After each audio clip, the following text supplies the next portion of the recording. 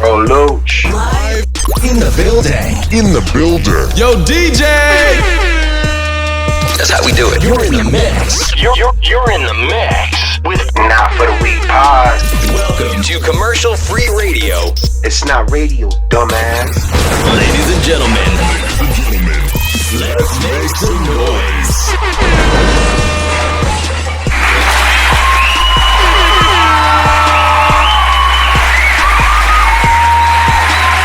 On the troll.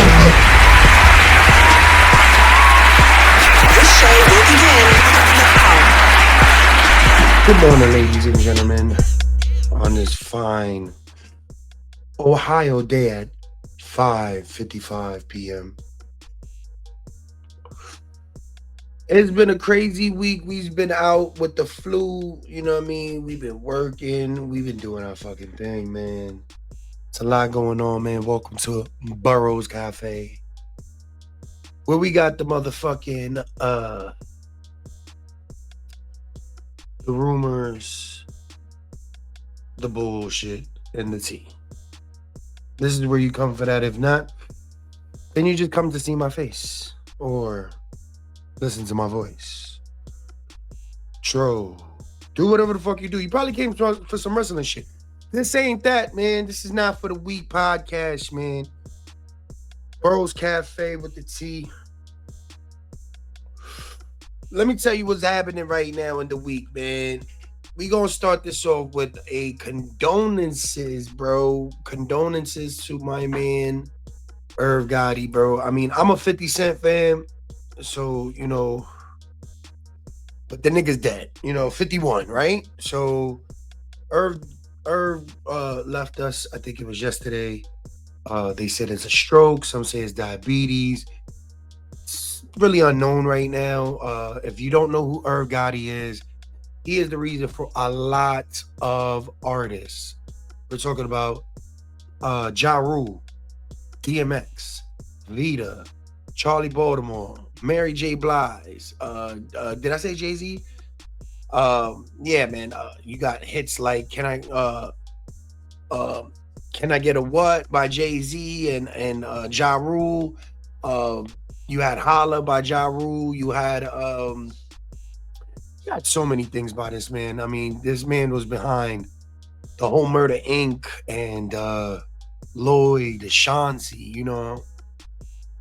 So much shit, man. So, you know, to lose somebody like that in the game, in hip hop, man, we look at that shit and it's like, damn, you know what I mean? Like, fuck, you know. And then to lose him at, you know, at such an age where it's just like, you know, like 54, bro, is just crazy.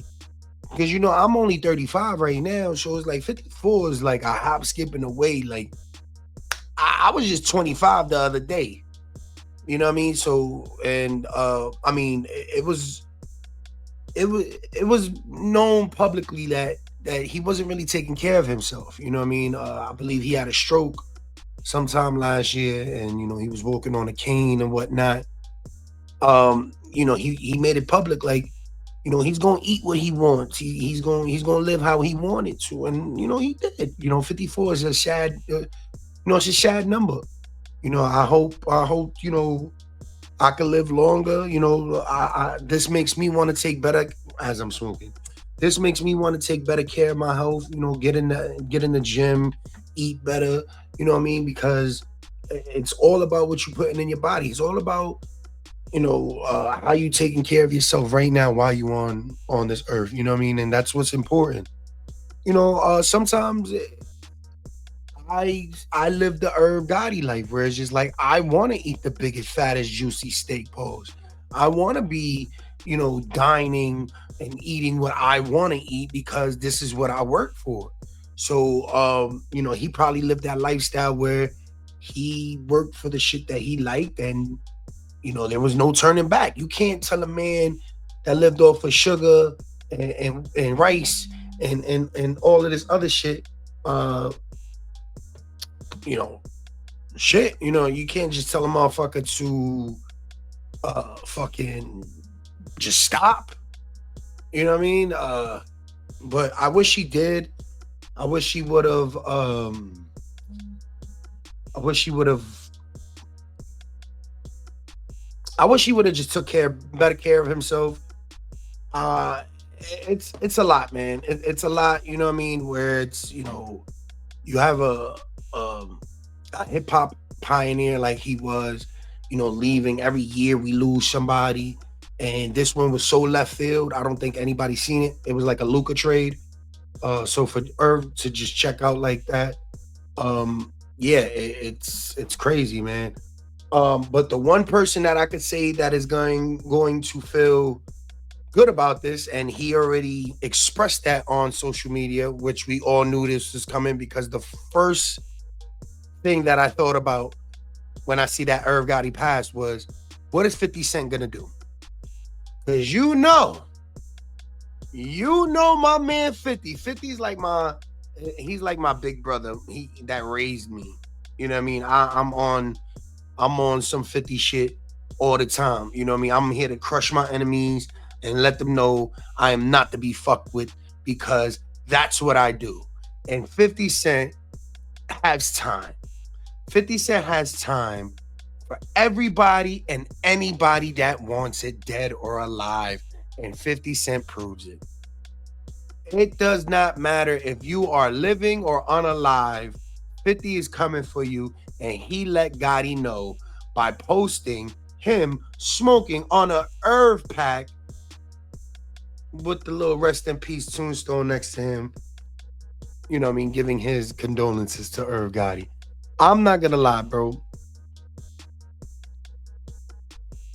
Why the fuck would you expect anything different with this man 50, bro?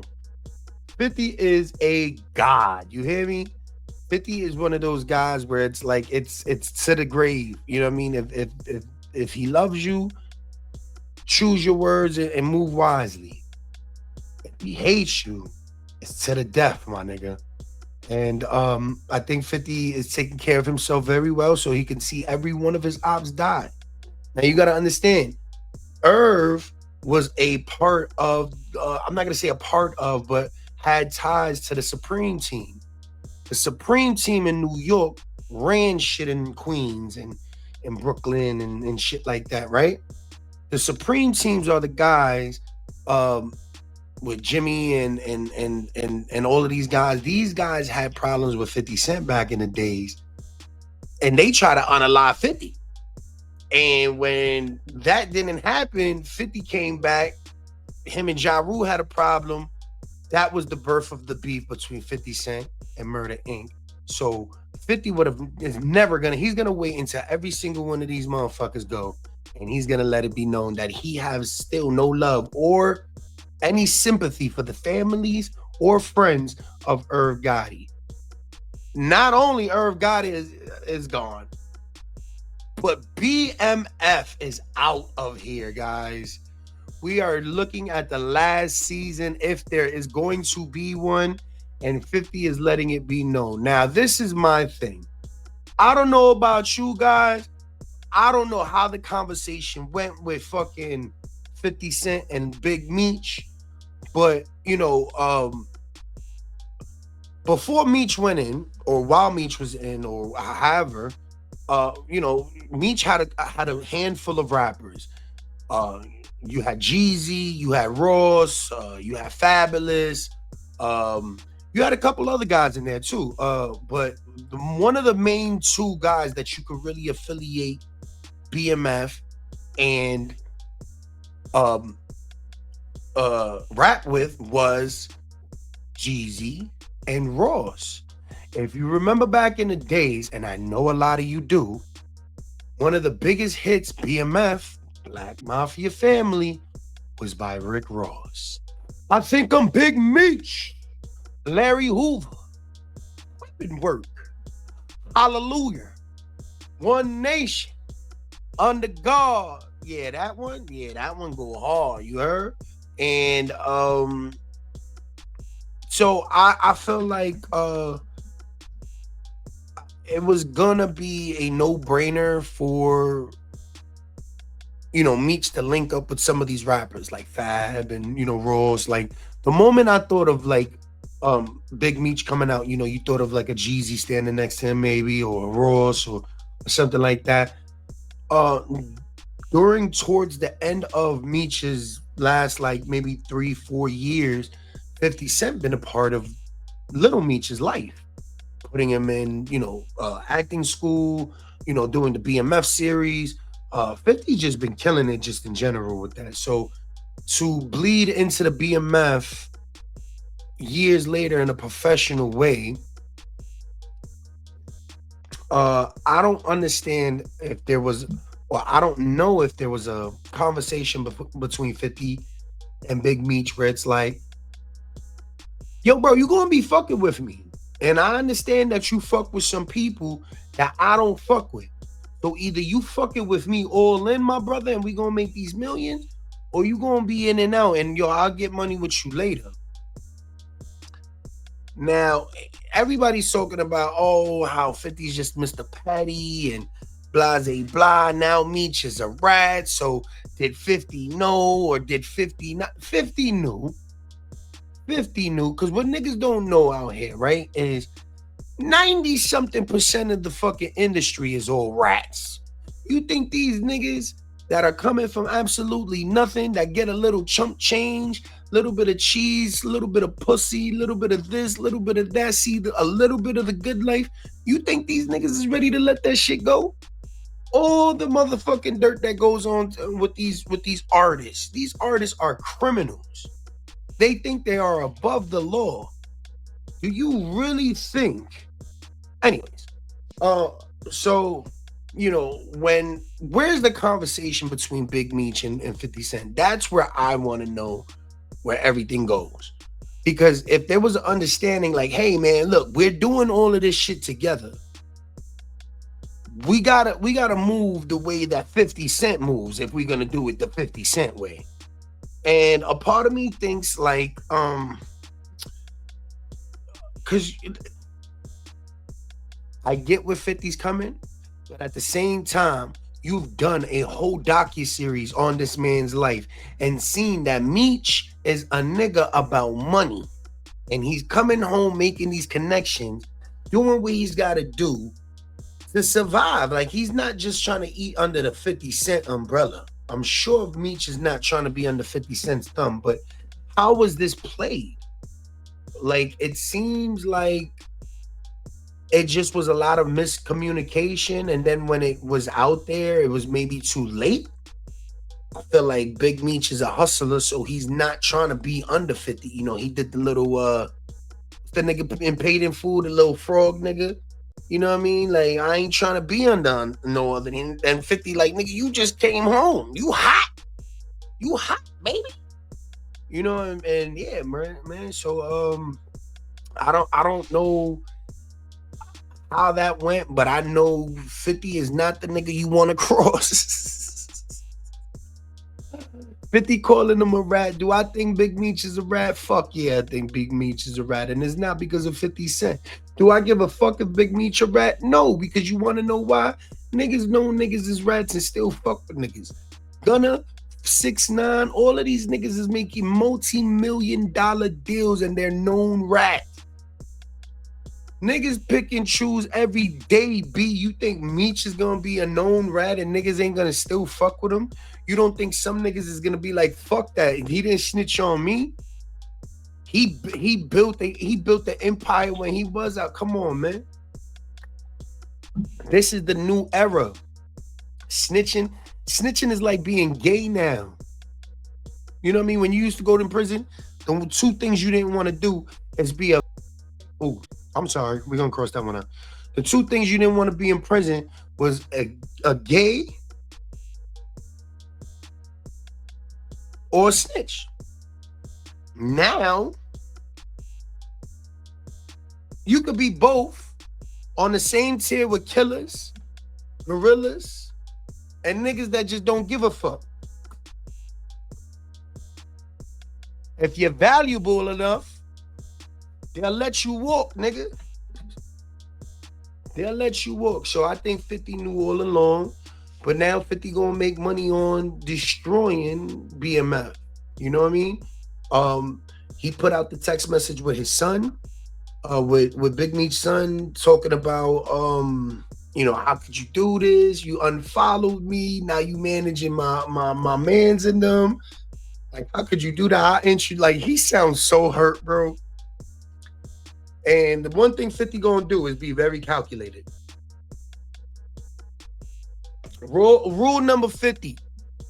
Thou shalt not fuck with 50.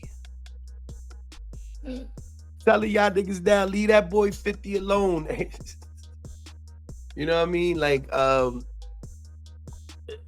if 50 tells you stop fucking with a nigga, you gonna stop fucking with a nigga. That's just how it is, man. That's how 50 always been. There is no more G in it because nigga didn't want to move the way 50 said so. So I really hope that, just everything calms the fuck down. Everybody chill the fuck out. It's not that serious.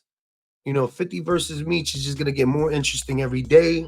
And they got the Cuffy and the one bitch about to snitch on him, and 50 about to do the tell it all. And man, listen, this is how I feel about it. 50 and Meech is two entities that, if they collide for real, it could get very bad. You know what I mean? Meech just came home. You know what I mean? They say Meech is a rat. Meech is saying 50's a rat. You know what I mean? It's just gonna be a lot of people taking sides. And honestly, I'm on 50 side. I don't give a fuck what happens. I'm a 50 nigga. 50 raised me, so I'm a G unit nigga. I don't give a fuck. I'll tell it to any BMF nigga. I'm a G unit nigga.